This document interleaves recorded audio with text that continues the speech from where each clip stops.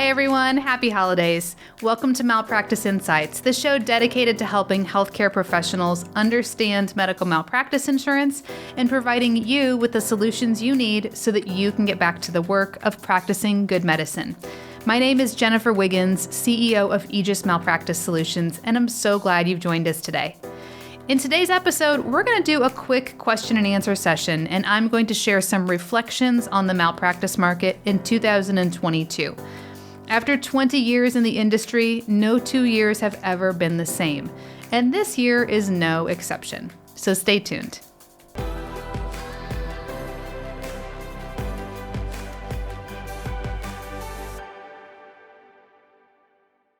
All right, let's get things started. Hi, everyone. This is Jeff with Aegis Malpractice Solutions here to ask a few questions to Jennifer Wiggins in reflection of the past year, 2022.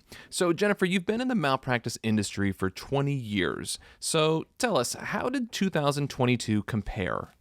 20 years in the malpractice industry means I've seen a lot of ups and a lot of downs. So 2022 is kind of an interesting year. So we've had a really soft market in the malpractice industry for, a long time, maybe 5 to 7 years now.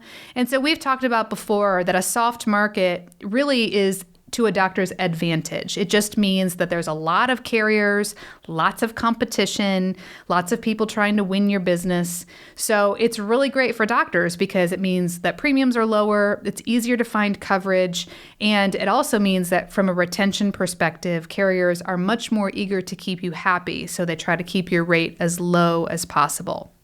So that's what we've been experiencing in the market for, like I said, 5 or 7 years, if not a little bit more. Contrast that to when I first started my career, it was a hard market. It was right after 9/11, and the insurance industry really shrunk up tight. And at that point in time, the market was just awful. I mean, doctors were getting non-renewed for no good reason. It was just carriers who all of a sudden decided they didn't want to write surgical specialties anymore, or they didn't like emergency medicine anymore. And so doctors were getting non-renewed, applications were getting canceled. Premiums were really, really high. It was also a season when a lot of insurance companies were going out of business. So it was just a really difficult time in the marketplace. So that's what was happening at the beginning of my career. Lately, we've had the soft market. So 2022 has been interesting because it is still a pretty soft market, but we are starting to see it hardening up a tiny bit. And it's really regionally specific and I guess specialty specific to a certain degree.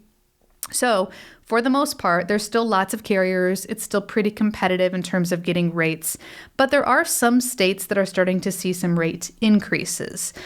So you might be in one of those states and your premium is starting to creep up a little bit.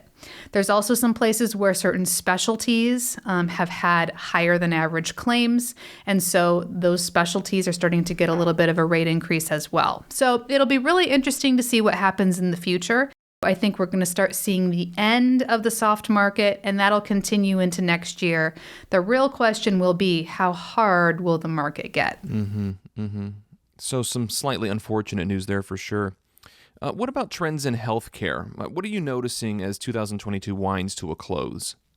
So I can only speak to our experience in terms of providers who need to buy their own malpractice insurance because, to be sure, there are still a lot of providers that are employed. They're employed by either hospital systems or large networks or universities, and most of those institutions are self-insured. So those doctors don't need our services because they don't need to shop around for their own insurance.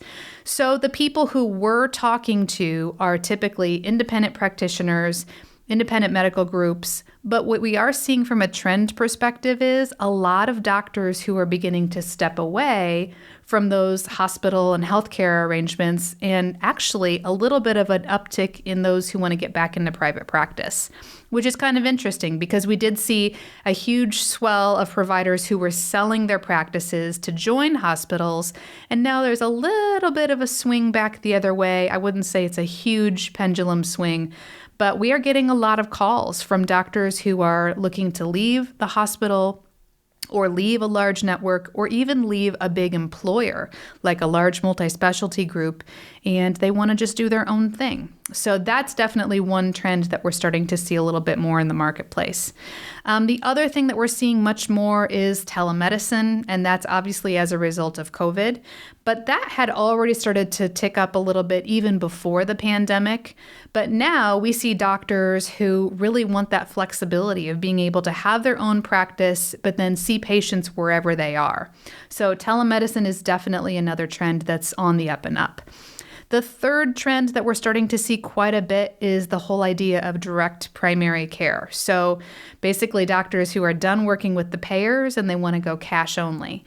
And so DPC is getting to be very, very popular as well. So those are three trends that we're seeing in 2022, and I would think that they'll probably continue to increase next year as well. Sure. So talk to us about malpractice carriers. Are they evolving as we head into 2023? And if so, how? This is an interesting question. So, malpractice insurance carriers traditionally are extremely conservative. And I can say that because I worked for a carrier for 16 years. And so I've seen that from the carrier side of things. They're generally very slow to change, they're very slow to adapt. And so, how are they evolving? I would say at a snail's pace, they're evolving. But we are starting to see some things that are beginning to move and progress a little bit further. So we are seeing carriers that are getting a little bit more creative with how they're trying to rate certain types of specialties. For example, I mentioned earlier the whole notion of direct primary care. So that's a relatively new aspect of medicine, just like concierge medicine is a new kind of trendy type of medicine.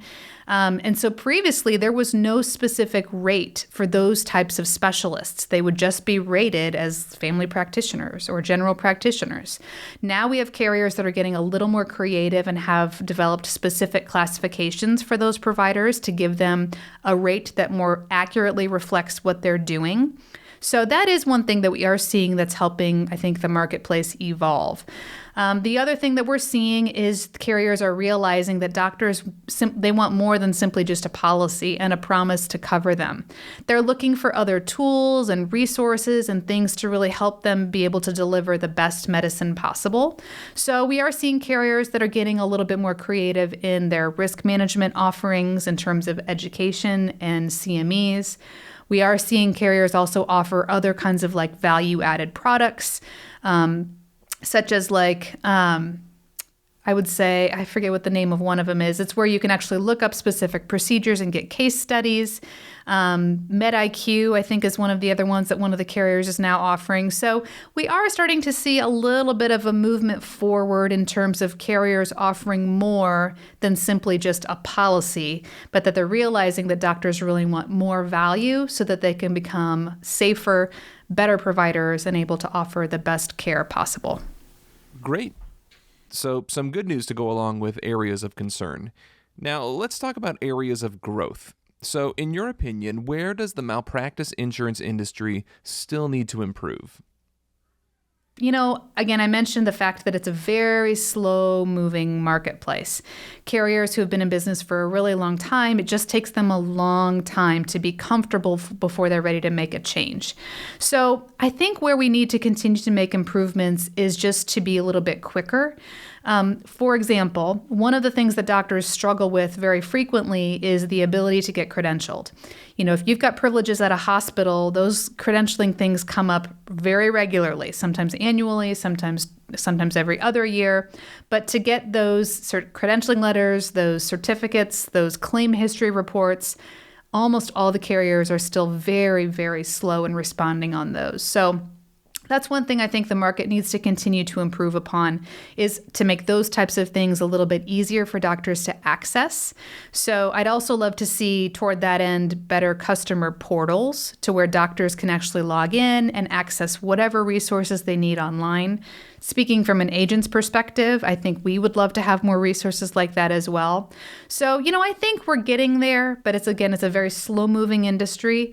So I think as long as the carriers are continuing to take steps steps forward specifically with their service, that will make a really big difference going forward. Just be easy to do business with, easy to make changes, easy to do inquiries, easy to get the kind of documentation that you need. Those are the types of things that are going to make carriers much easier to work with in the future. Yeah, absolutely. Now, speaking of the future, let's now look ahead to 2023. So what can healthcare providers expect in the coming year? So I think we're doing an episode next week or the week after about how to buy malpractice insurance in 2023. So, I mentioned earlier that it is a soft market, but it's starting to harden up a little bit. So I think we can expect to see still a pretty open marketplace, easy to get coverage, but I think we will start to see that rates aren't quite as competitive as they were before. So in terms of what to expect or what doctors should expect, I think you just need to expect to do a little bit more work to get the kind of policy that you really need. It used to be that you could just call any carrier and you knew you would get a pretty competitive policy at a good rate. But now, with rates starting to change a little bit, it's even more important for doctors to do their homework and really make sure that they're looking at multiple carriers, looking at both occurrence and claims-made options, budgeting for the future, and really finding the policy that's the right fit for them. So I think it'll be a little bit slower in 23 as the market starts to harden up a little bit, but it will be even more important for doctors to make sure they've got themselves aligned with a quality agent so that they can have a partner that's really got some foresight into the future and can make that process as easy as possible for them. If you have any questions on these topics, or you want to make sure that you're covered appropriately, click the link in the description box below where you can connect with us via phone, email, or chat today. And if you're listening, please visit us online at aegismalpractice.com. That's AEGIS malpractice.com. And of course, if you haven't done so already, don't forget to give us a like and a follow. And I'd really appreciate your feedback if you could please leave us a review. Your support really does help us to reach more people, and we're so grateful for your clicks and your kind words. This is Jennifer Wiggins. Thanks for joining us.